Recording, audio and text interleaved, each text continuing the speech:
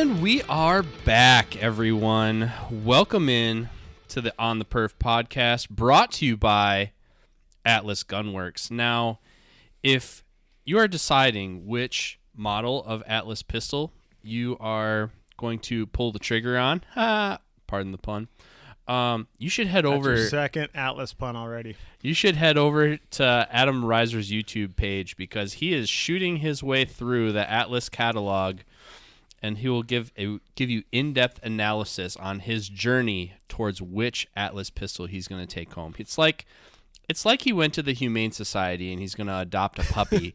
He just doesn't know which one yet. Yeah. One of those puppies is coming home for me. So far, it's the Malinois. I like the Malinois a lot. We get along very good.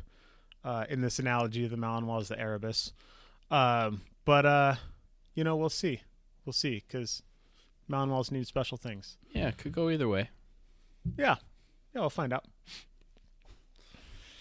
But we are here today to talk about, I don't know, are we going to call this the second major match of the year that both of us have been at?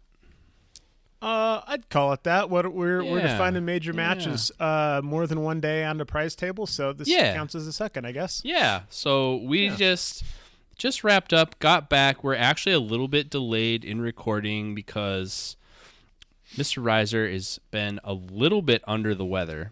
So just as soon as we could get his voice back, we got him on the pod here to talk all about it. Yeah, I woke up the morning of day 2 of the match quite ill and had to shoot my way through. Luckily had a morning squad, so just drove to the match and just manned up and got it done and actually it kind of shot a little bit good because I just wanted to be done shooting. So no F's given, huh? I just went full send and for the most part hooked up pretty good. It was just trying to get through. No, I super still cared and was shooting okay. But I felt terrible between stages.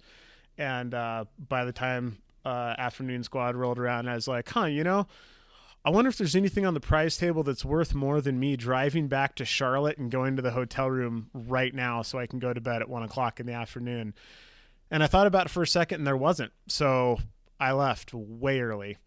I did. I finished my shooting.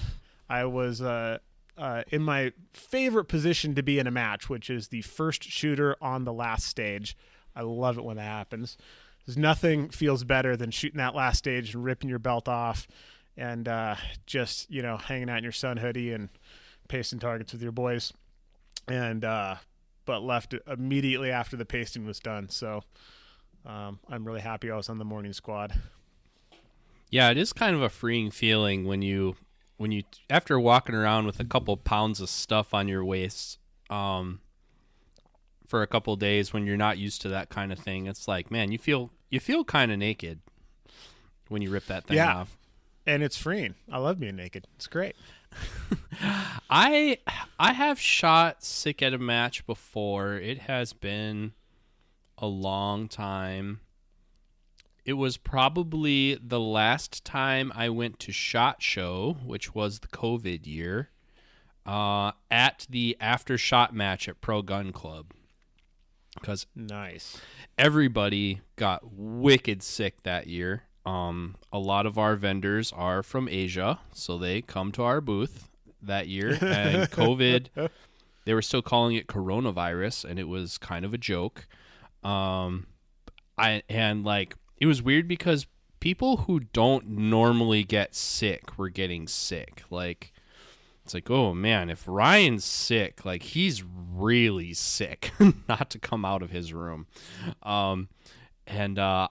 I didn't start coming down with it. So I was there for the whole week. I didn't start coming down with it until Saturday.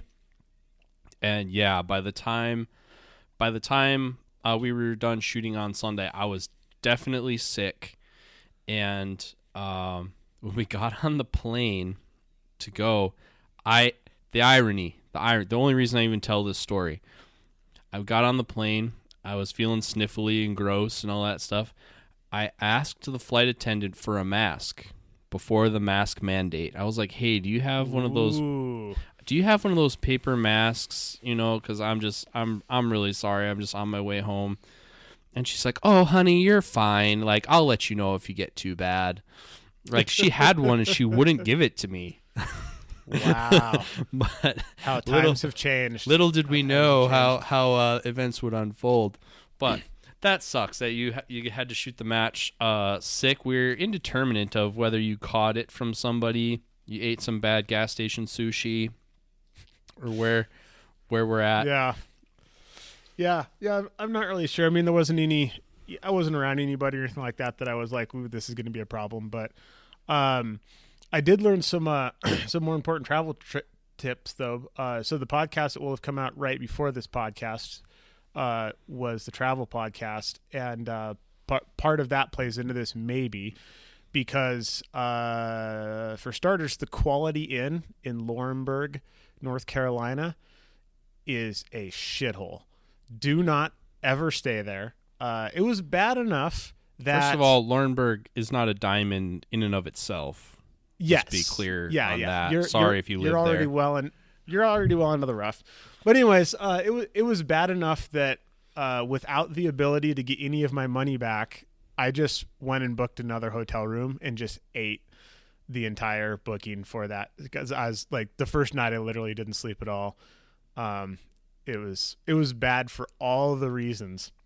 And then somebody at the match the next day while I was walking stages were like, Jesus, it's a Quality Inn. That's the meth hotel. Everybody knows that. I'm like, I didn't know that. Anyways, so don't stay there. So a pretty good chance that's where I caught it, if I'm guessing. But also another travel tip for real this time. I forgot because it had been so long since I've done it and been so long since I've done it with a lot of weight because traveling to the Texas match almost didn't count because everything was so light that it was almost irrelevant. And I hadn't made this mistake at that match. I did it the right way. If you have a rolling gun case, and especially if you're going to strap another case on top of your rolling gun case, which is what I do, or if you have two rolling cases, which is what Maxwell does, either way, you're going to have 100 pounds of rolly stuff. Your carry-on cannot be a rolling case also. Your carry-on has to be a backpack. So what I do is I take my rolling case, and then I have a giant duffel that has other gear. I strap that duffel onto the top of my rolling case, and then I walk through the airport.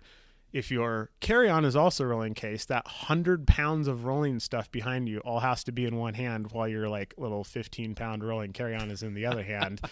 And if that 15 pounds is just on your back and you can use both hands on your giant unwieldy rolling case with a duffel strap to it, that makes life way easier. And I recognized my mistake as I was getting out of the car to fly to the match. And I looked at my watch, I was like, I almost have enough time to drive home and switch my carry-on and drive back, and it might be worth it just not to have to deal with what I know I'm about to have to deal with. So won't do that again. Oh, also the Kia Sorento is a terrible rental car. Don't let them give you that thing. It's real bad. Which is ironic on the rental car front because when I rolled up, I had reserved an SUV, but my reservation got messed up. And so when I went out there, they're like, well, we don't have any right now, but if you're willing to wait a few minutes, one's going to come around. And I don't know why this kindly gentleman told me this, but for whatever reason, he seemed to like me. But at the same time, I'm like, I'm kind of on a schedule because I was there for a work thing first, and I was on a schedule. I'm like, do I trust this guy? Am I gonna wait? Yeah, I'll give it 5 minutes. And right about when I was like, I gotta go, he rolled around with an SUV, and I'm like, yes. Nice. And then, Looked it up. And then when Riser rolled up to the range a couple days later, I was like, ooh, I'm really glad I waited. Yeah, you don't want to be. It does turn out that Magpul rifle case fits in the trunk of a Kia Sorento sideways, which was pretty handy because, you know, I could just leave stuff in the car instead of carrying a rifle case into the meth hotel, so that was sweet. But you can't open it in the trunk, so it was quite shoehorned in there. It wasn't super fun. That's crazy. But anyway, we got there.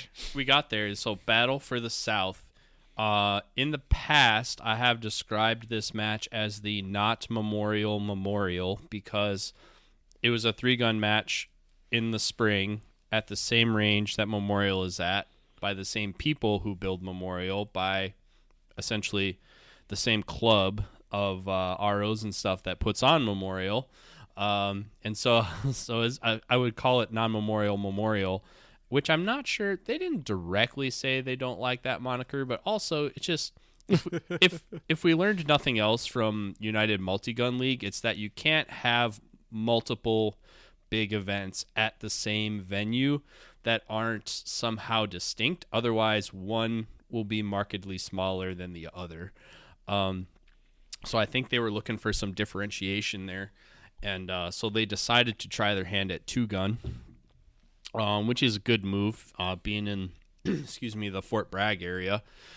So they were looking to attract some of the crowd that shows up for Memorial that we don't see any other time of year. There was like 170 people there. How many people are normally at this? Did they do better or worse than normal? I would say it's about the same, honestly. And that would be my argument against 2-gun. Is like, look around. Who's there? It's all the same people who would have shot 3-gun. It's all the same 3-gunners. They just didn't bring a shotgun. Yeah. I don't know. We got 5 new people. No, I don't know the real numbers, and I'm sure Buddy and Jason could tell you. I'm sure we got a few, but it's not like, oh, the people just come out of the woodwork to shoot 2. No, it's the same Carolina 3-gun crowd, basically, which are great people. I do like the Carolina 3-gun people, but yeah. So I don't know that on its face 2-gun is like the grail that's going to save us all. It is, however, a differentiator and kind of puts a different twist on things. Because, like you say, I mean, it's the same match by the same people at the same range. But if you change the format, subtle changes to format can really change the flavor of the match. So, I definitely wanted to try and make it. I was lucky. Originally, I wasn't going to be able to make this match on my first revision of my year, but my work travels had me in North Carolina, in Charlotte, North Carolina, the day before the staff shoot started, and I had to be somewhere else on Monday. So I was able, if I could shoot with the staff, I could shoot it, which isn't ideal, as we've established. But it was kind of like you shoot it that way or you don't get to shoot it at all. So I shot it with the staff. And you did it on extra hard mode because you didn't even get to pre-walk anything, none of that. It was like they stapled up targets style. 5 minutes before we shot it. Yeah, it was. Yeah. Which was tough, because in the background, I know Riser's coming in after me a couple days later, and he's gonna talk mad shit on the podcast. But at the same time, it's also it's a little bit like shooting sick. It's like, well, you're kind of getting dealt a hand here, and you just kind of have to do the best with what you can. It's not going to be perfect, but sometimes that's a bit of a release on stress, because if you have a little bit too much time to analyze stuff and break it down, like the pressure starts to build up. But it was fun. I had a good group of people to shoot with. The ROs are always my people. So short of being on a squad full of my friends, which I really only know people like by name, a few people in the Carolina area. So if I'm gonna be on a squad full of people I don't know, they might as well be ROs, because I tend to be of a feather of those folks. So that was good. And spoiler alert, Maxwell here did win AK division. There was an AK division, and did you see the trophy for that thing? I know you had to leave early, and I was gonna pick up stuff / walk the prize table for AMAX, except I didn't even stick around for myself. Yeah, my prize table proxy phoned in sick. Yeah, sorry about that. So I don't know. I've seen a photo of the trophy. I don't know if I'm gonna get the Carolina discount on my prize table pick, but they said it's an MPX. But, yeah. Oh yeah, the trophy looks you sweet. should. It's like a gold-plated AK or something like I that. was gonna, yeah, it was rad. The trophy for AK division was that. The trophy for heavy division was a freaking RPG. Yeah. Yeah, they went all out on the trophies in this one. I am. I'm really at the point where if I do well, I just want the trophy. And I just want to put it up at the office so everybody can see it for like a couple weeks. Yeah, I've always said that the two things that I want from a big match are super deep heat and to win a trophy big enough that I have to book another plane ticket to fly my trophy home. I know, right? Yeah, I haven't received a trophies. freight notice for this trophy or anything yet, so I don't know what the deal is, but You did get your prize table pull though? they did. Yeah, they told me I pulled a SIG MPX is what they told me. Okay, that's good. I have not seen this cert. I have no idea if it's real or not, but that's I what saw they a told photo me. of it. Yeah, when you sent me the text that you're like, "Hey, are they still doing the prize table?" and I realized that you were counting on me for the prize table, and realized what had occurred because I told Amax I was like, "Oh yeah, I'm in the hotel," but he didn't realize that I had bailed to Charlotte. Yeah. So I thought that he knew that I knew, but Nope. none of that was the case. And so when I realized what happened, I really hope I didn't just cost Maxwell a freaking an MPX. I'm gonna feel super bad about this. So I'm sure glad, it'll work I'm glad, out in the end. I'm glad somebody had your back, man. I'm glad they had your back. Yeah, yeah. So, but that's what they told me. Yeah. So, Yep. yeah. When I was originally looking at the divisions, I'm on record as being the guy that's trying to get everybody to consolidate under a set of rules. So, when people go afield of the standardized rules, it does grind my gears a little bit, but at the same time, I can be objective and all right, well, let's give this a try. Originally, when I looked at the divisions, I was pretty disappointed, if I'd be honest, because it's basically which style of rifle do you want to shoot, and our Atlas Gunworks team manager is calling us right now. But it's choose your rifle and open pistol, basically. Everything's open in different formats of rifle, and then open pistol. And I was like, oh, that seems fairly uncreative. And open everything else. Tripods are on board, bags are on board, bipods are on board.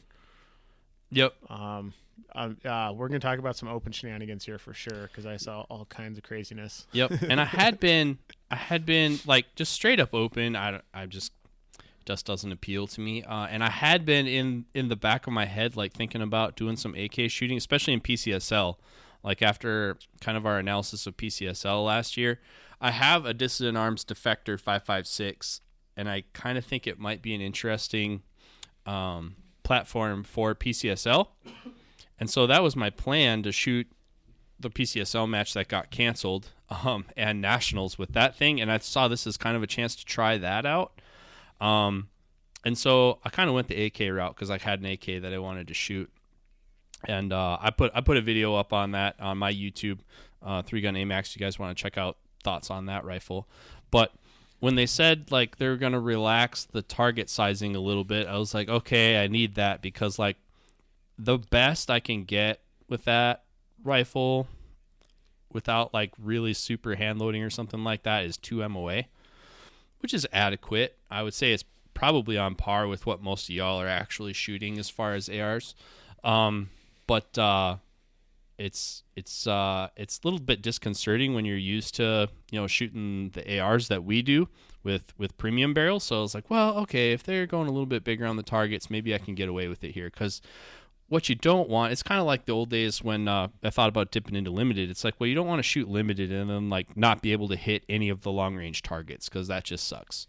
Yeah, and this was definitely the opposite of that. On the target size thing too, I think it was really good overall, because one of the arguments for PCSL rule set and their 8-minute targets, these targets are smaller than 8, but I bet they were about 6-minute targets, something like that. Yeah. Yep. And there was targets out to 400, but the one bummer about big long range stages, which I love big long range stages, is that you might shoot them in no wind, and you might shoot them in a 12-mile-an-hour full value 90-degree crosswinds. And which is definitely what I had on Friday. yeah, if you get the latter, like, you're just effed. And like, we had the same thing. I had the so they shot 2 flights. You had a stages 5 through 8 and stages 1 through 4. You shot them on different days. I shot 5 through 8, which had the majority of the long range on the afternoon of the first day, and the afternoons there were windy and the mornings were not. And even with a full value, like 10, 11 mile an hour crosswind, I still did not have to hold completely off any target. I was just like, oh, it's blowing to the left, favor right. And so I think that's good, because the way the long range stages there were, you had to know your holds. It's like, you had to hold vertically for longer targets. Like, they weren't, you're not shooting a billboard or anything. They're basically like they're 400-yard full-size IPSC targets, essentially. So you had to know your holds, but you didn't have to be that precise with it. And then the other thing that was really interesting, I thought, was you would have like a 320-yard target, then you'd have like a 90-yard target, then you'd have a 400-yard target. And, if you shot them left to right, as you should, then it made the transition a little bit interesting, because one thing people tend to do is run a lot of magnification when they're shooting anything past like 200 yards. And that makes finding the 90-yard target in your scope real hard, because now the target fills your whole scope. So it added an interesting like shooting challenge without making the long range shooting so hard that if you shot the long range in the wind, it was going to catastrophically affect your match.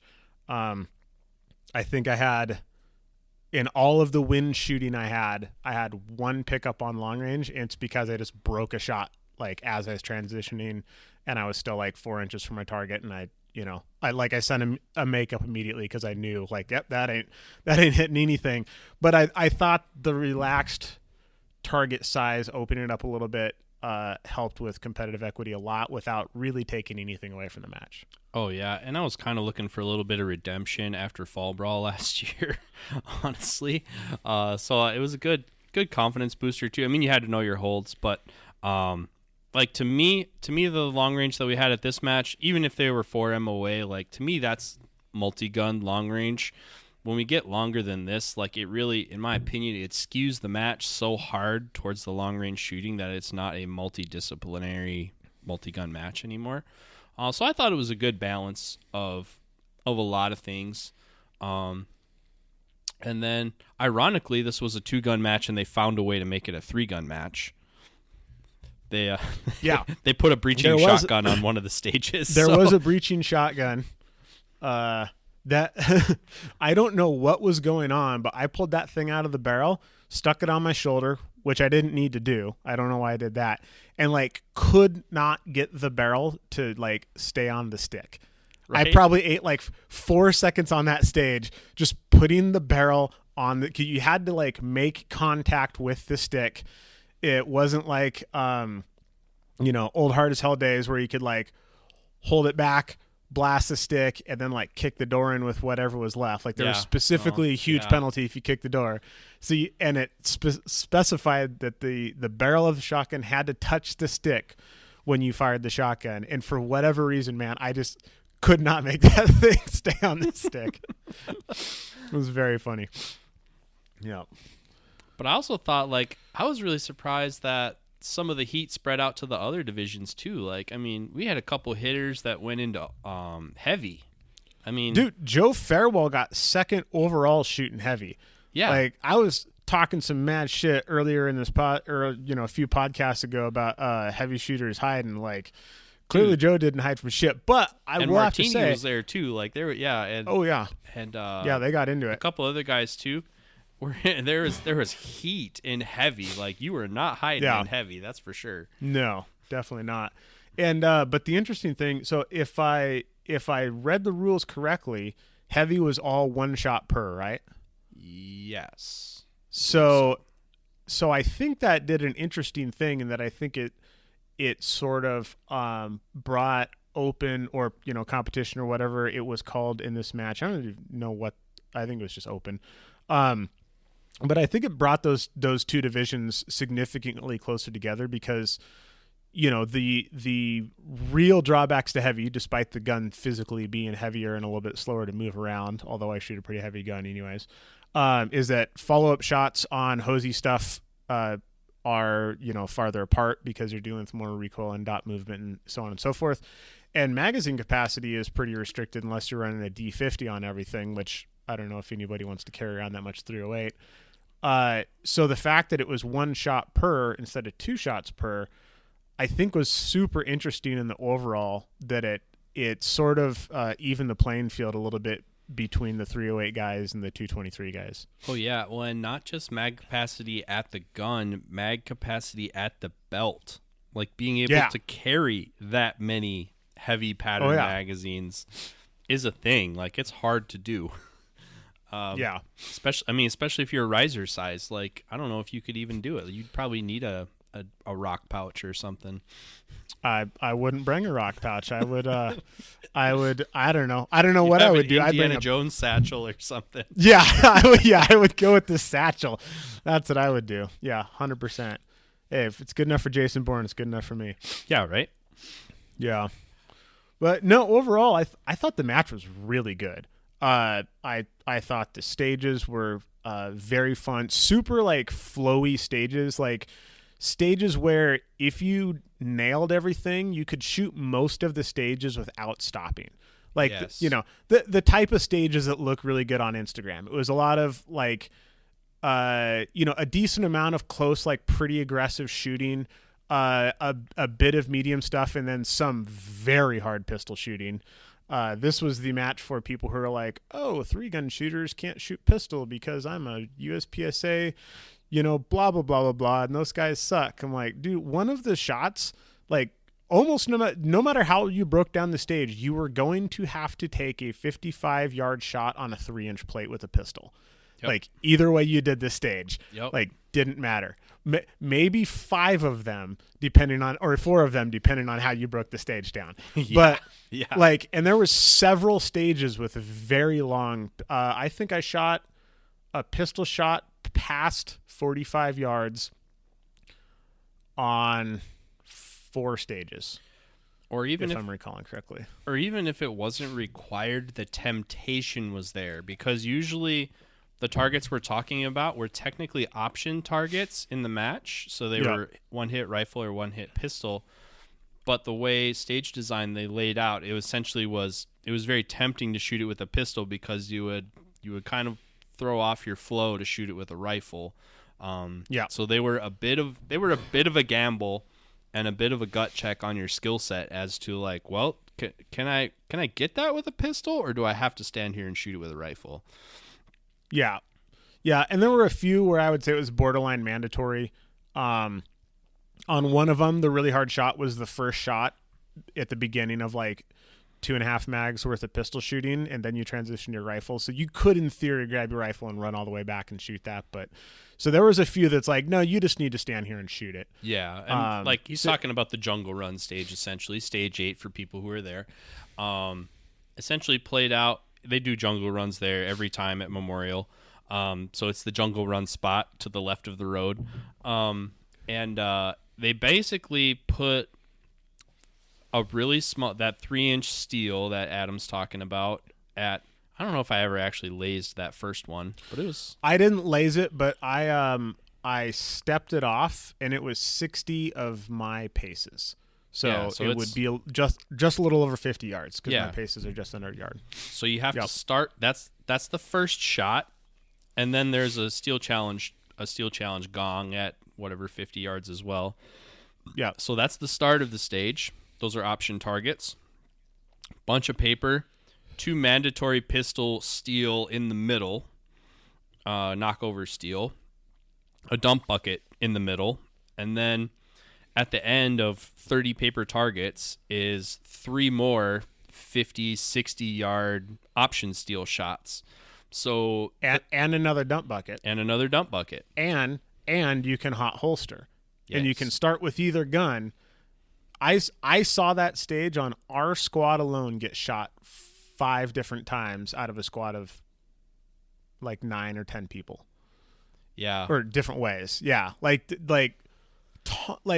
when do jungle runs have options? Like jungle runs are always like, nope, you start from here, you shoot through there, you gun transition here, you shoot the things, you lay down, you shoot the other things, you do the slugs. Yeah. Like it was really interesting to have like the stage where everybody's standing around being like, how are we going to do this, was the jungle run stage. Like that never happens. And it didn't even really feel like a technical option, but it was definitely like a do you feel lucky punk? Like that's Yeah. It's it was that, because like I shot it, I started pistol transitioned rifle at the first dump bucket, and most of the staff shot it that way, and then seeing my squad shoot it, and then Martini was there walking it while I was walking it with Riser Should be noticed, too. slung rifle start. Oh yeah, slung rifle start. Even so, you could in theory shoot it all pistol, and a few people did, but you had to bring the slung rifle no matter what, which was actually the thing that pushed me over the edge to make me actually use the rifle. Because I was like, if I don't have a rifle hanging on my back and I can shoot this all pistol, that's a lot of makeup shots before I can chew up 5 seconds of unslinging and loading a rifle on the move through the jungle. And I went with a hot holster to unsling the rifle plan, where as I was walking down shooting stuff, I sort of like shot ahead to build myself an area of movement where I could absorb as much of that into the unslinging as possible, or absorb the unslinging into the movement as possible. And you shot deep into the second half of the stage before you transitioned. I shot deep into the second half, yeah. So like well past where most people did. Because I didn't want to just do like a stand, like if I was like, all right, if I'm going to rip this rifle off my back and load it from a closed bolt and do all of the things that's going to require, I actually timed it out. It was somewhere between 5.5 and 6 seconds, according to the little scroll bar on the bottom of my phone, for from the last shot of the pistol, hot holster the pistol, unsling the rifle, load the rifle, charge the rifle, shoot the next target. So that's a lot of time. But the far target down at the bottom there, 65-yard plate with a pistol, which is super doable. And it's like you said, it's a gamble. It's like if you're like, yep, we're feeling on today, and you just go down and you hook it, like that is for sure the winning stage plan. Oh, like yeah. There's no ifs and ands. That is the way to win the stage, is all pistol. It's also potentially the way to shoot like a 60% stage, because like it just ain't your day and you just ran 200 yards and now you're ankle deep in frickin' brass, still shooting at that last. So I was like, all right, I can unsling this thing in the movement, I can absorb that time. And, then you can have a tripod down there. You can do all the other stuff. I did actually even consider shooting the pistol braced off the tripod. That did occur to me, but I'm like, I've literally never done that. And I don't know how it's going to go. Like, this is not the place to experiment with that, but I am going to experiment with that and find out. And so in my mind, I'm like, this is going to cost, assuming perfect pistol run and perfect 2-gun run, this is going to cost me 3 seconds in I think what turned out to be like a 45-second stage. So I'm like, am I willing to just eat 8%? To make sure that I'm not going to accidentally eat 30 or 40%, because like you can chip away at that real fast. Oh yeah. And that's kind of where I was at. Like I was, the fact that you had to bring the rifle anyways, which slows down your movement and makes you more tired and makes all the stuff a little bit more weird.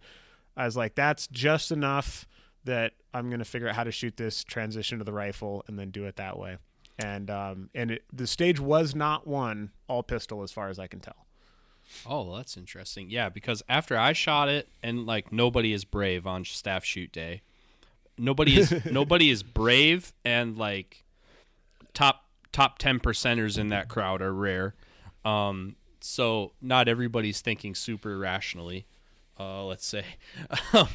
But and so shooting it the conservative way, because I figured there was more hard shooting at the end. It was 3 hard shots at the end or 1 hard shot at the beginning.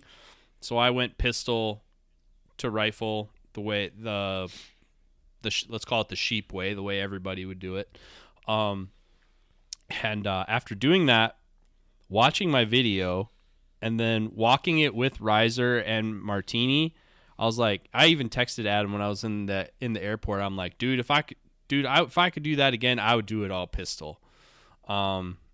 It's just the question mark. The thing that's messing with you is like when you're standing there looking at it in the walkthrough, it's like, oh yeah, guaranteed dinger, but like it also just feels like a trap. Like it's like, oh, is that really as close as it looks? Is it as big as it looks? Am I going to get enough signature off of where I'm shooting to know if you're missing, where are you missing? That's probably the scarier part is, you're just sending bullets off into the woods. You're not going to get much for splash. Well, and that's what happened to me too. So starting on that first plate, so I was shooting an Erebus at this match, which it was just a loaner gun. I've had it for like a week and a half. I got, I don't know, 400, 500 rounds through it before I came down to the match, something like that. And I never got the opportunity to shoot it past like 15, 20 yards maybe, like during my indoor practice sessions. And so I was like, okay, well, we're 0 to 10 yards, which going forward, I'm actually not going to do that specifically because of this stage. But I was like, I don't super know because of height over bore issues with pistols and stuff like that. I can't remember the last time I've actually never shot at anything that small with a dot on a pistol in a match at that distance. Like I've shot lots of small things in my iron sight days at that distance, but I'm like, I don't know what sort of bullet climb is going to happen where I'm going to have to hit things like that. So I actually took 6 shots at that first plate and I went, that's on, and neither one of them landed. And I went, shit. And then I literally went left, right, top, bottom. And then on the bottom shot I hit. And then I knew going on for the rest of the stage was like, oh, a 50-yard pistol. I just need to hold the bottom of the plate. But I didn't know that going in. Mm-hmm. And I'm like, if I don't find this out super quick, I'm going to have to do it 3 more times at the end. And you don't know anything. I just looked it up on Practice Score. Joe Farewell won the stage. And I saw on his Instagram, he shot rifle to start. Yeah, like I said, I mean, I was not running 100% of my match system at this. I was tired and went, and I didn't have enough time to think about it. If I would have thought about it more, I probably would have tried it all pistol because I'm pretty confident. I also was shooting an Erebus at this match, and I'm pretty comfortable with what that would do. I felt like my body might fail me when I got at the end, or I would have fallen into the stage design trap. Like, oh yeah, it looks like an easy shot, but it's not, because sometimes those are out there. So I chickened out on it. Lasering that stuff back in the woods is important because scale matters a lot. Yeah. The target up front was the same distance as the target in the back, and they were the same size. The target in the back looked twice as big. Yeah. Because it was just like around trees and everything else where the other one wasn't. And I rolled up to that stage. That was my 3rd stage on day 1, and I'd walked all the stages before with Kitzmiller and Maxwell and coming up with, plans and, I probably walked that stage 20 times, like looking at all the different options. And I finally decided on the all pistol option, and I actually changed my mind like 10 minutes before we shot the stage because I was like, I don't know what this pistol's going to do at distance. Like the pistol's certainly accurate enough to make the shot, but I don't know the pistol well enough to know that I can make the shot. Yeah, it's a new to me pistol. And I'm like, and I was really bummed about it because I was like, shit, I finally have a pistol accurate enough to just shoot a 3-inch plate at 50 yards and not be like, oh, I can hold dead center of the plate and not have the bullet hit, which is what my other pistol has been. And so I was quite disappointed a little bit in myself to like not just be like, you know what, we're just going to figure it out on the first plate and then just go from there. Which now that I have time to think about it, I'm happy with myself for not doing that because that's a terrible plan. But with some more time behind that pistol and a little bit more like, oh, at these distances, this is what it does. Given the height over bore and bullet velocity, because you're essentially talking about like ballistics and offset at that point. I would have preferred to just shoot it all pistol because honestly, it's kind of the baller move, and I think Yeah. it would have been Well, really fun. And if I would have applied my same logic, like when I shot the stage and we were walking it through, I'm like, I'm starting with the pistol, and they all look at me like I'm crazy. You're gonna shoot that thing with your pistol? I'm like, it's the same target. It looked a little bit closer in the woods, but it was literally the same target at a similar distance. So I'm like, it's the same shot, and I was like, I can miss a lot in 15 seconds and get the hit. Like I can burn down a whole magazine trying to get that thing and still be money ahead. If I would have played that same logic, like I could miss a lot with a pistol in the time it took me to get that rifle up. To get it unslung, loaded, and start shooting again. Like, man, I would have been another 10 yards down the trail if I would have just stayed on the pistol all the way down. How long did it take you to unsling the rifle? Do you know? I didn't time it. It wasn't graceful. It wasn't bad, but when you're looking at it, when you just look at like the intermission in shooting that occurred, and in your mind you just kind of keep going on the cadence that you were on with the pistol. It's like, oh man, I could have shot 5 more targets, in the time it took me to get the rifle out. And at the end of the day, it's the same question. It's like, man, are those 3 plates at the end that hard? Yeah. I don't know, but I'm not brave enough to find out, is basically what it boiled down to. Yeah, and I was having a conversation about this with one of the shooters on my squad, and he's basically like, oh, why aren't you going to do it that way? Like this is the way to win it. And I was like, yeah, like I'm aware that's the way to win it, but you don't need to win stages to win matches. What you need to do is not bomb any. It's also the way to lose it. Like the risk reward there of like, okay, I can if I execute everything well, which I had a few makeups at the beginning or on that stage. Well, so let me go back just a little bit here. So shooting the Erebus in this match and shooting a match that is not hit factor scored for the first time in quite a while. I got out over my skis a little bit, and on that stage is where everything really came to a head. So I was shooting quite aggressively with the pistol, because that gun is so easy to shoot fast, and it kind of drew me into a little bit of a trap. And on that stage during the jungle run, I had 3 targets with 1 hole in them. And so this was like, I get to the end and the timing RO is like, holy shit, that was a fast time. I'm like, awesome. The scoring RO comes up. He's like, hey man, you have 3 misses. And I'm like, well, so much for that fast time. So, but like, if that fast time would have stood, it would have been a mid 90% finish. So I'm like, this is how you sure, like anything in the 90s, like if you just put down a 90 on every stage, like you're probably going to win the match. You're certainly going to be on the box. And I'm like, okay, am I willing to risk I call it guaranteed, even though I threw it away just shooting the pistol a little bit too aggressively. And the funny thing is I put an extra makeup shot after the fact on 2 of those 3 targets. Like the first one, I was, you were kind of like stepping out of the shade or out of the sun into the shade on that very first target, was sort of where it was at. I just sort of didn't see the dot like at all, but it was like contact distance. And I just straight up missed one.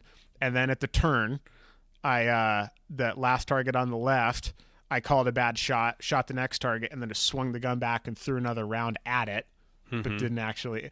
And then I did the same thing on the last target before I did my gun transition. I shot the last target, I swung back, and the second to last target, I threw a round at it. So in both of those cases, I threw a security blanket round, but I didn't spend an extra 0.03 of a second to actually make sure the dot made it to the target before I sent that round, and neither one of those rounds landed. So I called 2 of my 3 misses, and I didn't see any sights on the first one. But anyway, so I'm like, so talking to that guy, I was like, yeah, like I understand that this is the way to win this stage, but I'm not here to win this stage. I'm here to win this match. And the way that you win a match isn't by throwing everything on every single stage and hoping that it sticks, because eventually you're going to get boned. So it was very much like, what is the highest percentage finish that I can put down on this stage without more risk than I'm willing to take? And that's like the plan that I came up with. So I'm confident that if enough people had shot it all pistol and really hooked up, then my time would have been, before penalties would have been more like high 80s or something instead of low 90s, but still would have been worth it to not have to take that risk with a gun that I'm not all that familiar with yet. Oh yeah, and like so I have all my scores in, and I'm kind of watching the match unfold on Instagram, and not really knowing who else is in my division, like if there's any heat, just because I don't know any of the people. I mean, there could be a ringer in there. And I'm watching some of the other videos, and I'm like, man, I shot super conservative. Like, I was shooting this paper like it was hit factor, right? Like, because I've been shooting USPSA all winter. So I'm like, man, my splits are not getting chicks at this match. But at the same time, like the penalties at this match, like I don't know that the penalty fit the crime for something. No. Like it was super. Dude. I'm like, oh my gosh, it was so harsh. It was super harsh. Well, so there was, I think it was stage 5. What was the stage where you shot off the technical? The Jeep. The Jeep. Oh, on the top? Yeah, that was 5. Yeah. Yep. Okay, yeah. So on stage 5, so again, I'm now starting to get pretty tuned up on the Erebus. That was my last stage of day 1. Just crushed the pistol up front, and there was a gun transition spot, and essentially there was another plate. I think it was like 62 or 65 yards, but it was like a 10-inch plate. It wasn't crazy, and you could either shoot it with the pistol and then do your gun transition to the rifle and start moving, or you could do a standing gun transition, pull your rifle out, and shoot it flat-footed right there. And at that point, I'm like, I'm shooting this pistol well enough, and I know that I just need to hold bottom edge of the plate, and I'm going to be fine. So I came up.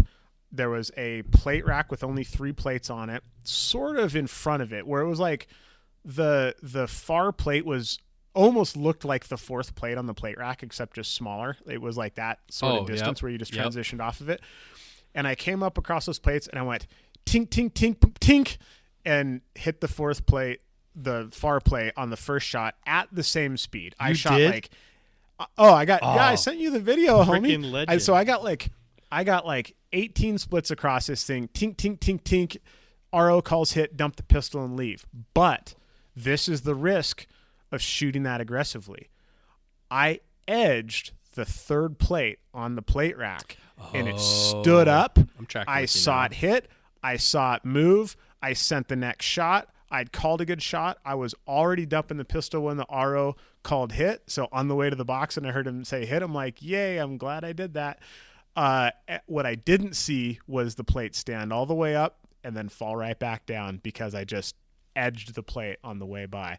So on that stage, my stage time, if I'm getting all my numbers right, was 45 seconds. Again, scoring RO, like, holy shit, that's like by far the fastest run we've had. And I'm like, whoa, AJ Anthony and that whole squad is behind us, so this is about to go down. But like, thanks. And then the scoring RO comes up and he's like, yeah, so that 3rd plate you shot, that thing didn't fall down. So anyways, 45-second stage, great time. Add 10 seconds for a miss. Now it's a 55-second stage. So I went from a 2nd place finish on the stage to a, I don't know, like 30th or something like that in like the width of half of a bullet. So it's like that, that's the level of sort of like booby trap. Like, it's like rally racing. It's like through the woods at 120, and if you can keep it on the pavement, the faster you go, the better. But if you go off the edge, it's not Formula One with big padded barricades. Like, there's trees in the woods. Yes. And like you are done. Yeah. Like, you are completely done. So yeah, those things, they got you right in the feels. It was a real bummer.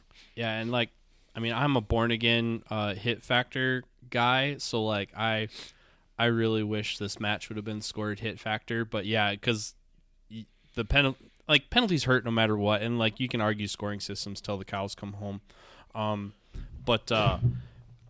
Yeah, like there were, I don't know that there was harsh accuracy requirements, but there was definitely harsh penalties for missing. Yeah, and or I think slop in many ways, slop was punished heavily. it was punished heavily, but you had to shoot at a blur pretty much the entire time to even have a shot. Oh yeah, So, you like, had to be yeah. hammered down, like close your eyes, like yeah, you basically had to Jesus take the wheel and like hope Yeah. for the best. Like pretty much every stage, yeah. And so so I don't know. I think with a match where the shooting is this aggressive, I think those like EMG days of like what is it, 2 and 4 seconds instead of 5 and 10 seconds. Mm-hmm. I think those would have been like, more reasonable penalties for something like this. And like I remember talking with Travis Gibson back in the day about Ironman penalties, and I'm like, oh yeah, the penalties are super harsh, like 10 seconds for a miss. And he's like, dude, the stages are 300 seconds long. Oh he's yeah. like, yeah, he's like, who cares if you have 10 seconds? Like, oh yeah, that's a pretty good point. So Well, and that is what I do like about the Zoo City 3-gun matches that I like to have them on my schedule, is because it is some of the best parts of 3-gun nation that are left, because Buddy and Jason were in and around those matches when they were happening. I don't know that. I know Jason was building them. I don't know if he was designing or not, but like it's still a reminiscent flavor of that style of match for people who remember those. So I do like that. I mean, they have the big what are those hexes? Are they 10 or 12-inch pistol hexes? It's a lot of big falling steel. The MGM hexes, those are 10s. They make the big clang noise when they fall over and stuff like that. And there were 12 everything pistol flows. targets at like 10 yards in this match. Yeah, like Adam's saying, I mean, it is gun racing, which at the end of the day is really why I like multi-gun, because it's a gun racing sport. And so that part of it's alive and well at these matches, and this one was no exception to that either. Yeah, super, super fun. How'd the spinner go for you on stage 1? Oh, crushed it. That was my first stage. That's actually going to be one of my little match lesson videos talking about shooting the Erebus, because those were the first shots out of the Erebus in a match, and I hadn't I'd only fired like 500 rounds to the gun, and I'd only I hadn't fired the gun in a few days at that point, and yeah, just like murdered the spinner, and the wind was blowing super hard. If you heard the how I got murdered at Hard as Hell drink back in the day from the spinner and the wind, this was a similar deal where like 3 people on our squad ended up doing standing reloads on a spinner because the wind was blowing right in our face at like 15 miles an hour. Oh, for real? And so when the wind's blowing on the back of a spinner, it makes a spinner way harder. Wait, you're talking about Hard as Hell or at this match? At this match. Oh, okay, really? Yeah. Damn. Yeah, so 3 people ended up doing standing reloads on that spinner. And so it was not a super far spinner. And then it had 2 plates on the left, 2 plates on the right, and then there was a drop mag target to the right of that, which is a large target. And I think I put I'm trying to remember the video. I put 3 on the top, 4 on the bottom. No, wait, 3 on the top, 5 on the bottom. That wasn't enough to turn it all the way, which is, that's how windy it was. And then shot 2 plates in the dwell, and then shot 3 on the top, and then shot the last 2 plates in the drop mag target and left. So the whole sequence took like 4 seconds or something. So went very well. Oh, that spinner. I was talking about the rifle spinner. You're talking about that pistol spinner. Oh, yeah, there was a rifle spinner. I don't remember how that one went for me. It went pretty smooth. No, rifle spinner went super smooth. I didn't brace in the window. I ended up running a very low tripod. So when I came into the position, I could just shoot around the tripod. So this is a good little thing we were talking about in the last episode, flying with open gear, and people want to just bring the whole gear room, and that's why they think flying with open gear is so hard. So I flew to this match. I brought a switchback tripod, which is great. I love that thing. It packs super small. It's reasonably light, and it's very stable. It's not quite as stable as the Radian if you're like really getting crazy with it, but it's plenty stable for this. And then I have a rail mount bag that I put in my rifle that weighs like essentially nothing, and I can either mount that bag to my rifle, or I actually have an adapter which literally has a Picatinny rail bolted to one side and an Arca Swiss rail bolted to the other. Like I just bolted them together back to back, so I can clip this thing onto the Picatinny rail and then flip it over and then clip it into the Arca tripod. And so I can just bolt the bag onto it. And then I have a bipod. That's like all of the like open shenanigans that I brought. Dude, I saw people building straight up pillow forts on stages out of PRS bags and all kinds of shenanigans. And, I did end up using the tripod on 3 stages. In this match, it was super worth it in a few places. But the 2 things you got to consider is, any bit of stability that you gain, it takes time to get that stability. Yes. So so it's like using a rear bag for your bipod. I will never break out a rear bag on a 3-gun stage unless the long range is extremely small, or it's like a 200-yard spinner where being able to hold the rifle very still and just run a bunch of rounds out of the gun is worth it, because the extra time taken to like pull that rear bag in, get it underneath the buttstock, level your rifle. Like we're not shooting with that level of accuracy. We're not shooting 1-minute targets at 700 yards. We're shooting 6-minute targets at 400 yards at the most. And you should be able to do that with just a bipod. The other thing that people really did was they would set up the tripod. In that case, set up the tripod in the window so they could shoot the spinner. And then when they got to the window to do all the shooty stuff, they're like, oh, I can't shoot the other things because the tripod's in the way. So there was like a pretty solid amount of that. So I've been doing this long enough that I could see that trap coming. So I set up the tripod for what would be a double kneel or maybe even reverse kneel position for AMAX, what is just a decent squat for me. So I could just come in right over the top of the tripod, shoot all of the stuff, and then go down on the tripod and then shoot the spinner.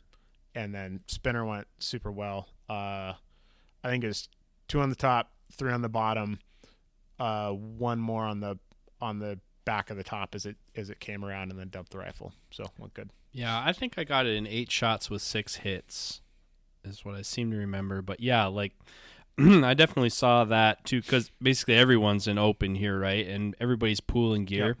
Yep. We definitely had that guy on our squad. Sorry, I don't remember your name, and it might be embarrassing to call you out. But we had I have all the open stuff guy, and every stage he rolled up to, he brought out all the open stuff. And I don't know, give this the sniff test here, Riser. If you have to use more than 2 pieces of tertiary support gear, you're probably wrong on a stage. Like more than 2? More than 2. Like if the list of things you're bringing to the stage, that's not a gun or a magazine. Yeah. If it's more than 2 things, like if it's more than like a bipod or 2 bags, then you should probably like run the decision-making process again, because like Riser said, every ounce of stability it gives you, it takes time to get there. And then if you've, like, God bless it, if you're stacked up 4 bags, are you really that stable? Like if you needed to stack up 4 bags to get to the height that you needed, like I don't know, unless there's something that's in your way that you're trying to shoot over. I'm thinking of the rooftop specifically. Like I saw people build up these big sandbag castles that they rested their rifle on, but they were in this weird contorted, not stable position. Like their gun was on a sandbag, sure, but like their elbows and their body were floating out in the wind. So like you got it. It's like we talked about in the open gear episode. It's like just because you can use it doesn't mean it's a good idea, and a lot of times it's a trap. So that's same thing with that spinner stage. Like everybody on my squad shot it from the same tripod, and I watched them. If you would just tell people, hey, there's a 50-yard steel target over there, they wouldn't think nothing twice about shooting it offhand. But all of a sudden, you give them the option to rest off of something. Oh, well, I better rest off it. It's almost like a safety blanket. They don't believe in their skills enough that they're like, well, if there's gear that I can use here, I should probably use the gear because I'm not good enough to do it without gear. Where a lot of times, like Riser says, that Jerry says, Sometimes you got to stand up on your hind legs and shoot it like a man. So that's like when I shot the spinner, that's what I did. Like, get that thing out of here. I'm just going to C-clamp on this wall and hope for the best. Yeah. And I did think about the wall. A spinner is one of those things where, like, essentially, as the amount of shooting you're going to do from a given position increases, the amount of stability I'm willing to spend time on will also increase proportionally. So if I like, let's say, steel target at 200 yards, zero chance of putting a rear bag on there. Spinner at 200 yards, I'm going to at least consider it. So, like, spinner down there, I'm thinking, okay, I've got, at least 4 seconds worth of shooting from here, and an extra presentation on a spinner, depending on how fast things are going, can be, between 2 and 3 extra seconds. So I'm like, okay, what's the time difference between C-clamping this wall and squatting and throwing it on the bag? I'm probably losing less than a second between those two specifically. So at that point, I'm like, all right, I'm willing to gamble with somewhere between half and 3/4 of a second time lost to maybe save a presentation on the spinner because I sent one round that didn't contact, and then lose, 2 to 3 seconds on like another spinner presentation. So like that's kind of the math that I'm doing. But yeah, generally speaking, I mean, like, the craziest I ever really get on a stage is, I have that rail mounted bag, and I can also mount a bipod on my rail. And sometimes I'll have both of those on a stage where, like, some Rocky Mountain all rifle stage where you're going to shoot off of 6 sawhorses and a platform. Sure, I'm just going to have the bipod folded up. I'm going to flop the rail mounted bag on all these sawhorses because I'm going to shoot 8 targets from each of them, and it's going to be a 140 second stage. And then I'm going to flip down the tripod or the bipod to shoot the long range stuff off the platform. But, like, that's as wild as I ever really get. Oh yeah. Well, and the other thing you got to remember about shooting a spinner is you have to be in a stable position to shoot it, sure, but you have 2 targets to shoot at, and you need some agility and some flexibility to toggle back and forth from them in somewhat of an improvised manner. You can't choreograph how a spinner is going to go unless you practice them a lot. I mean, it's still going to play out the way it's going to play out because you can't guarantee what condition that spinner is in if it's in a match. And you don't know how good a hit you're going to get unless you're in heavy and you just double tap the bottom plate like those guys did. But like if you get a marginal hit, it spins differently than if you get a solid hit. And if you land a double tap, it spins different than if you get only one hit on it. So it's definitely it's a great equalizer because you got to play it as it lies. And when you're setting up a position for it, that's the one thing. It's like you can get too stable to shoot at a spinner too, because if you don't have the agility to jump to a top plate or a bottom plate hold, depending on what it gives you, you can get yourself in just as much of trouble of not having a solid position. Yeah, for sure.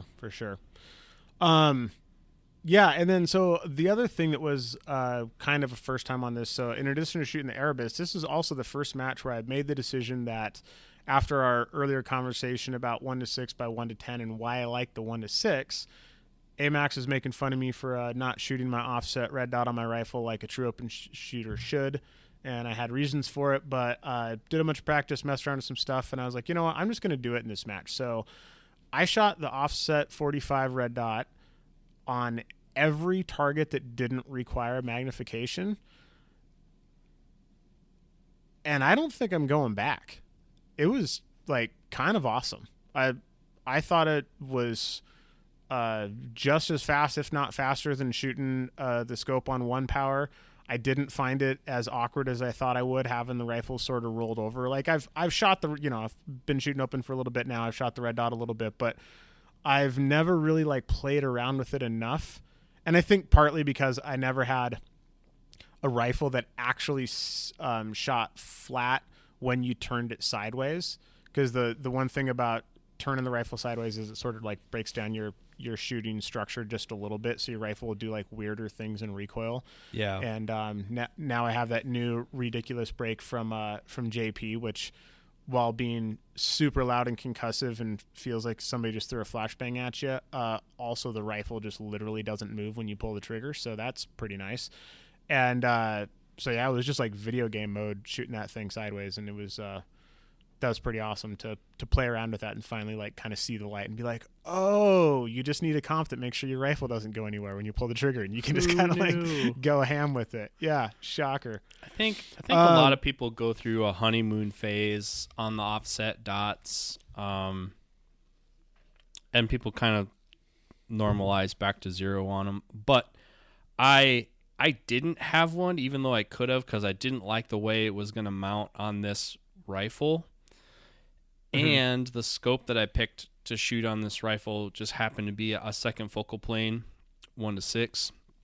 So I was taking zero chances on the long range stuff. So I was committed to the 6X on the 90-yard shot, which I didn't love. And then like some of the transitions between, like jumping from the long range to hosing paper. So I really wish I would have had one. I think I probably could have put another 5% into the field if I would have had one, which would have had me within the spread of the Maxwell versus Riser that we were talking about.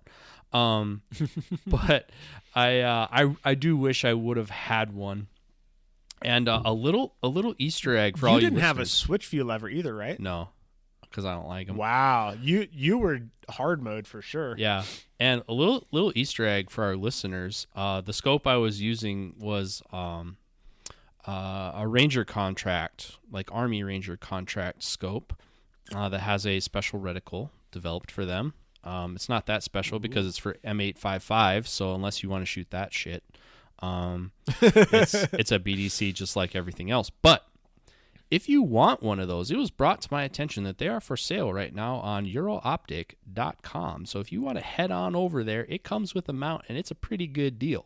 So if you want a little bit of special sauce, the Razor 1-6 with an NSN number is currently for sale to the public while supplies last. So maybe head on over there and get you some. Does it have lasered on the side for special forces military use only? Like those terrible $200 scopes that used to be at gun shows when we were kids? It's not that cool. Oh, God. Those were so hilarious. These just like crazy, they're like 3x9 scopes with these giant oversized knobs and stuff. they were the worst scopes ever. But I just got asked, like, right before we did this show, I got asked, hey, what's this thing? It's the EBR-7 reticle that was specifically made for the military and military ammunition. So if you're interested in that kind of thing, little Easter egg for the nerds out there. All the fancy stuff. I don't get any commission off of that, and they're not my account. I just know it's out there, and y'all might think it's cool. Yeah, I know a few people who'd be into that. So the only real drama for me, besides the Crack House Hotel, was on my second to last stage. So my first stage of the morning, if you guys have been watching my YouTube, I had to tear the gas system off my rifle and clean it up and do a bunch of stuff and put it all back together right before this match. Interestingly enough, taking the handguard off, the muzzle brake off, which turns out you don't have to take off to remove that gas system. I didn't know that. Otherwise, I wouldn't have done it. Remove the gas system, sonic cleaner, everything, put it all back together. I needed 2 clicks of adjustment to get back on target. When I zeroed my rifle on the range. So, yeah, go JP. Anyways, on my first stage of the morning on the second day, I had a malfunction that is like, bang, click. And like, as I'm racking the gun, I'm like, oh, maybe I didn't insert the mag anymore. It's far enough. I should have tapped the mag, but sure enough, racked it and just shot through the rest of the stage. So I'm like, it was really cold that morning. It was like kind of like low 40s, something like that. A lot of humidity in the air. I'm like, maybe, this thing was in the trunk overnight. Maybe it just, it was very cold and lube wasn't doing its job or something like that. And I didn't clean it overnight, which I should have. You'll hear why in a sec. And anyway, so I'm like, I probably just didn't tune the gas system with enough leeway. I'm just going to give it another half a turn of gas to make sure we get through here. So go to the next stage, which was the stage that finished.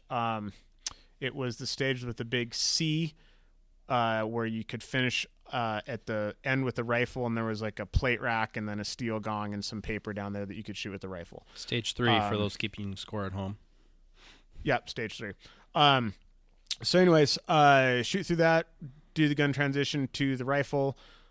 Similar sort of thing, talking with the pistol. I shot the star, transitioned straight across to that far plate that a bunch of people were taking with the rifle, plugged that thing super aggressive, first shot with the pistol, shot the partial, dumped it, pulled the rifle out, step into the right so I could expose some paper to the left, took the first shot, bang, click, racked the gun, bang, bang, bang, bang, bang, bang, and I'm like, oh man, mag pressure plus gas plus, who knows what's going on, but like there's something going on. So get down towards the end, I shoot the plate rack, I shoot the steel, I'm finishing up on paper.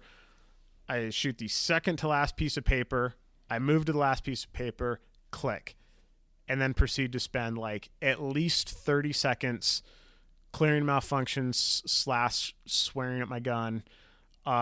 Never did get it running. I finally got it to chamber, and then as I put the mag in, I just thought late to myself, I'm like, well, one, it's too late, but two, I'm not 100% sure that I haven't just pulled a bullet off in the lands. Oh. And maybe that's why the gun's not chambering. So as I got to chamber, I'm like, this is not worth blowing up my rifle, even if it, gets me another 5% on this stage. Yeah. And so then I just unloaded it.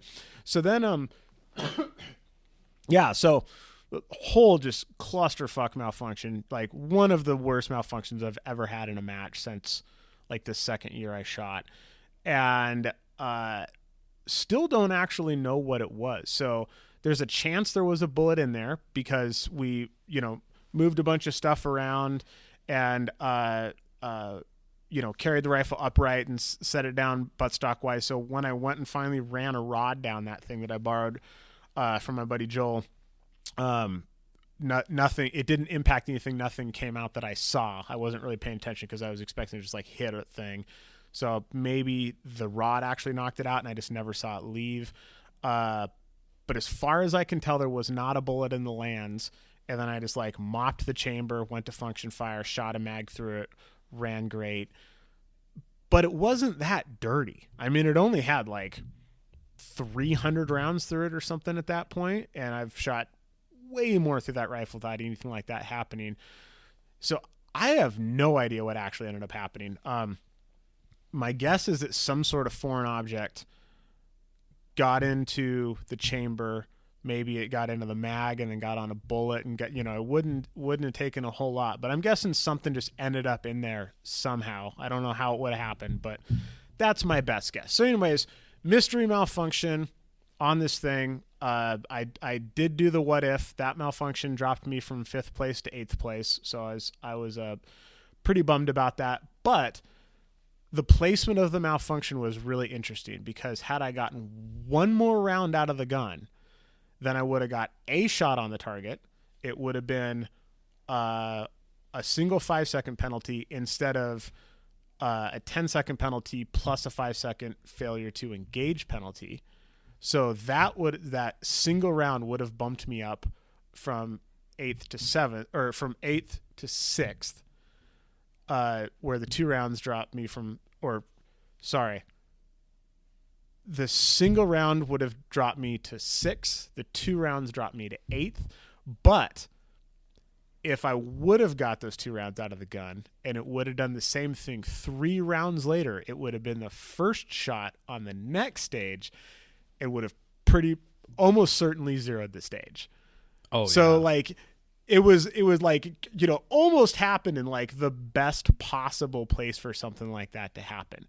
And so, and it was just this really interesting thought experiment after the fact, because I'm okay, it dropped me from 5th to 8th. If it would have ran for 1 extra round, and ironically, I fired an extra shot at the far steel because I impacted with my first shot, but I called a bad shot. And so when I set my second shot, which also impacted, I heard the first one hit. And so if I wouldn't have fired that unnecessary makeup, also the same thing would have happened. but then, if I would have gotten one extra, would have been hosed. And then the other thing was on that in this match entirely, if you grounded a gun, it was like you threw it into lava, that you couldn't use that thing anymore. But if you hot holstered, you could use it again. Generally, you don't hot holster because it's usually slower than hot holster is not something you want to do aggressively because you're reholstering your gun. Like you want to do that with some care, let's say. So I don't choose to hot holster unless it's basically necessary or there's a huge advantage to it. But had I hot holstered, I could have, in theory, run back to the barrel, dumped my rifle, run back to that position with the pistol, which certainly would have taken less than 15 seconds had I thought of it, which I definitely would not have. Like zero chance I would have not just tried to clear the malfunction and shoot the thing. But it was a really interesting thought experiment of like where this happened, where like a couple of rounds in either direction in hot holster versus not hot holster and like all of these other ways that it could have played out. It was it's been rolling around in my brain for the last few days while I've been sick, being like, well, if this would have happened, then that would have happened. And yeah, it was more interesting than just like, oh yeah, my gun malfunctioned and it cost me this many places. It was kind of interesting to think about. Well, and like my gun comes equipped with the K&S adjustable piston, so you can gas tune an AK. And I had weaned some gas out of it before this match, but it's still a fairly new carbine, and so like still kind of probably on the break-in side as far as trust in our relationship. And it's also, it doesn't lock back, so you can't tune it the way you can an AR, where it's like, oh yeah, shoot it until it locks open reliably. The best advice they gave me was like, well, yeah, just kind of tune it until it's ejecting at about 5 o'clock, and if you wean much more out of it, then you're kind of like living on borrowed time. And so that's kind of how I said it. Like I said it conservatively, and while I'm shooting the match, feeling like I'm shooting super slow because I don't have a throw lever or an offset red dot, I was like, man, I could tune just like maybe a couple more clicks out of this thing. And then I hear Riser's story, and I'm like, oh yeah, that's why I didn't tune a few more clicks out of that thing. That's why you don't do it, because the gains are not worth the potential loss. Yeah. But man, like, dude, overall, I thought it was a super fun match. Oh yeah. Solid match. I didn't stick around for words or anything like that. I owe Maxwell something at some point here, because I made him a promise that if he won a K division, that I would, in his absence, stand up in front of everybody and read a prepared statement, which was, let's just say, a throwback to a battle that, a war, if you would, that might have happened around that area back. In the day. I mean, the name of the match is a play on a Civil War reference. So, yeah. So it was basically, I was going to get up in front of a whole bunch of Southerners and talk shit about the South. And didn't get to do that because I would have rather done that than be super sick, but I didn't. So I owe Maxwell something at some point here. But here's the deal: if the South continues to rise, the Northern aggression will continue. That was the statement. And then it said, "I'll see myself out." And I wasn't sure if that was supposed to be part of the quote or if I was supposed to say that before I walked off the stage. They were either going to be laughing or they were going to be booing, and I was hoping either would be on video. Yeah, I would have gotten it on video for sure. I was actually really looking forward to it. I thought it was going to be really funny. But other thing about this match, kind of a throwback to the EMG days as well. All the paper was optional. So that by itself really opened up a lot in terms of stage planning. So a lot of these types of matches, it's a pretty obvious, like, like we're talking about with stage 8, like mostly jungle runs are like, you start from here, you run to there shooting this gun, then you do a gun transition at this spot, and then you carry along, and then you shoot the slug thing here, and then you run to the end, and then you lay down, you shoot the rifle stuff. The simple fact that in a 2-gun match, all of the paper was optional did a couple things. One, it made packing for the match really freaking hard. So I shot way more pistol than I thought I was going to, and significantly less rifle than I thought I was going to, because I can shoot pistol on the move way more aggressively than I can shoot rifle on the move, which I think is standard for pretty much everybody. But the other thing it did was it opened up a lot of stage planning options. So with very few exceptions, I think every single stage had a couple of pretty legitimate ways to shoot it. And, our squad had, I don't know, I would say like from intermediate to advanced shooters, there wasn't anybody on our squad that I would call like a beginner. Although, dude, this dude, shout out to this guy, Dominic. I hope he's listening. He just learned about the podcast at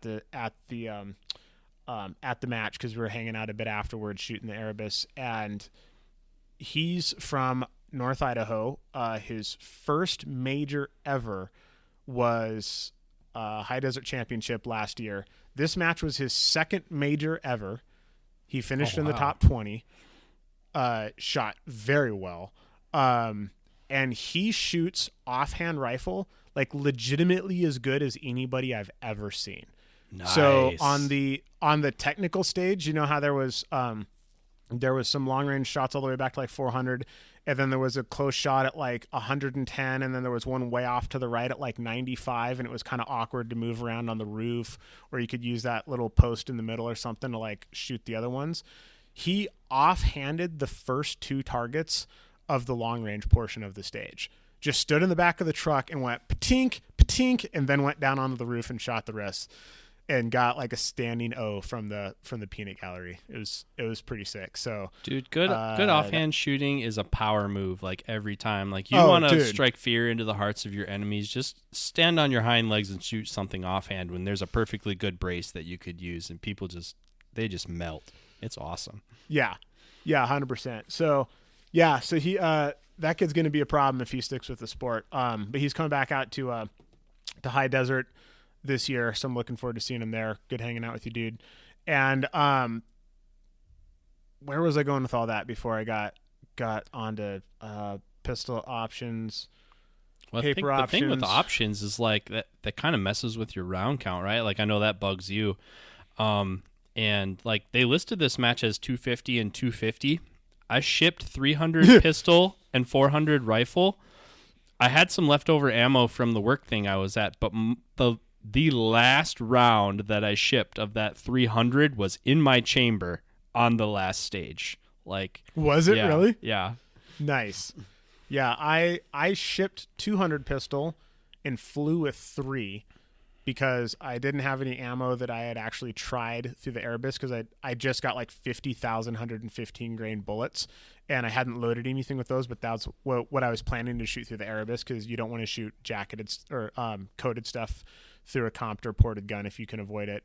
So I had the coated stuff that I had shipped ahead of time because I didn't have enough time to load anything to ship it, and then flew with the 300 rounds. And I, like, on the last stage, I literally had candy caned pistol mags because there were hard pistol shots, and I'm like, I want to make sure I'm shooting the jacketed bullets at the hard targets. Yes. So like that's literally where I was at, where I was like, I don't know what these coated bullets are going to do relative to where that dot is, so I definitely want to shoot the jacketed. So I literally had candy caned pistol mags on the last stage. Like that's where I was at ammo wise. It was getting real tight.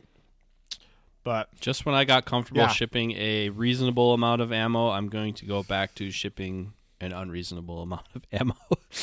So what, like, my go-to back in the day was whatever it called for. I think to a certain point I was doubling, and then after that I was adding, I think, 100 rounds of everything.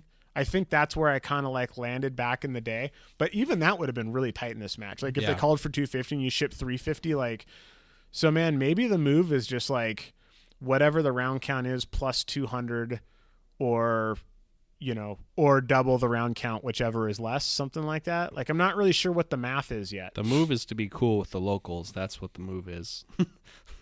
Yeah, fair enough. Yeah, the move is definitely like have a friend out there. Have a buddy that drove. Yeah. Have a friend that drove is also the move. Shipping ammo ain't cheap. Ironically, there's no hazmat fee for shipping loaded ammo, but it's not exactly light. No. So for this match, I think shipping was like $58 just for rifle and pistol. And so, add a case of 12 gauge onto that, and that's what it's going to cost to ship to all the 3-gun matches. So that's going to be rough. But yeah, great match. Good match. Would definitely recommend attending, especially if you're regional to the Southeast. Like, I would say you got to put it on your calendar. Super glad I was able to make it, even though it was less than ideal conditions. Super stoked that I got to shoot an AK and did fairly decent. Look forward to defending that next year and somebody coming to try and take it from me. And yeah, it's, I would say is a passing grade for Zoo City 3-gun on a 2-gun format. I'm wondering if our buddies at Dissident would let me borrow a Defender to come for your title next year, because that looks pretty fun. But I'm not going to buy a couple $1,000 AK for one match. Hey man, I might have to. All things are possible with God. To find out. Just jot that down. Yeah, I mean that trophy looked pretty tempting. Yeah, man. That trophy looked tempting. I don't know. We know some people. I think maybe we know some people. Yeah, we might be able to figure this out. There's some amount of content that would probably get that done.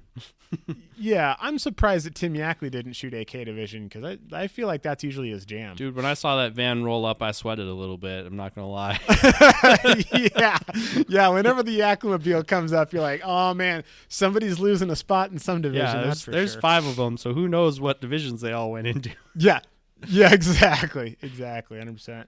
Yeah, Tim's like, oh no, it's gonna be no big deal, man. I'm shooting like an 11 with a suppressor on it and a 320. Like, in what world does that mean that I'm gonna beat you? Like you like, it's like this.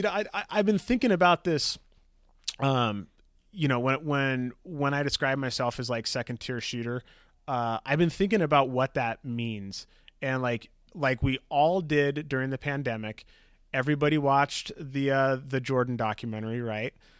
Like, people like you and I are Mark Kerr. Like, we're on the starting squad of the winning team, but also on that squad is Jordan and Pippen and like Dennis Rodman. Like, they're like, Mark Kerr is in the starting 5 of maybe one of the best basketball franchises to ever exist. Nobody talks about him as one of the greats. Oh yeah, right? Because of the people he's playing with. Yeah, I feel like we're stuck in that same spot. It's like, oh man, like, are you gonna win there? I'm like, no, dude. AJ Anthony is there. I'm not gonna beat AJ unless he catastrophically bombs something. I'm just not.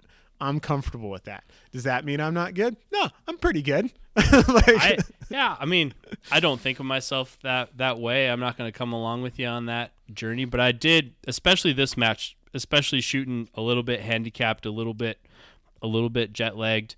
I did kind of surrender to, I'm going to shoot the best that I can, and I did pretty decent. And man, if somebody beats me, they shot a hell of a match. Like, hats off to that guy, because like, not that I didn't shoot any slop, but like it was definitely a solid score. So if somebody was going to beat me, like, homie shot an awesome match, and I'm stoked for that guy. Was kind of how I chose to look at it, because again, like, the options were shoot it this way or don't shoot it at all. Some shooting is better than no shooting. So I just kind of had to make 100%. Peace with that. But yeah, it's an interesting analogy. Like, yeah, it's hard. There's definitely some sharks swimming around, and a lot of us live in their shadow. That's for sure. Yeah. So my goal for this match was third place behind AJ and Tim, or as I call it, first mortal. And so, yep, didn't make the goal, but for the most part, very happy with how I shot, and the match was freaking awesome. Like, great stages, great range, great RO, real shit hotel, and some kind of marginal eating options, but pretty darn good. But the season is young, so yeah, we have lots and lots and lots of more shooting to do. I have a NRL Hunter match coming up here in a couple weeks, and then immediately after that, Tar Heel 3-gun. What's your next match, Maxwell? My next one. You got a shotgun qualifier, right? Nope. My next one's going to be Texas 3-gun championship. To me, the biggest match of the year. I'm quite disappointed that I was not able to get into that. Yeah, well. It'll be good. I'm gonna go back to the range dungeon and shoot another 10,000 rounds of 22. So hopefully keep up with the rest. Yeah, for everybody who sits on the USPSA side and says that 3-gun is dying, how long did it take for Texas 3-gun to sell it this year? Was it a minute? I think it it's was like less a minute. than a minute. It's something like that. So, and it's not exactly a small capacity match either. So, yeah, y'all can suck it because I didn't even get in. Well, have fun at that, man. That's going to be freaking awesome, dude. I'm jealous. Yep. We're on to the next. We're back to the dry fire. And keep those overlay cards handy, everyone. 'Cause we'll get at you next time.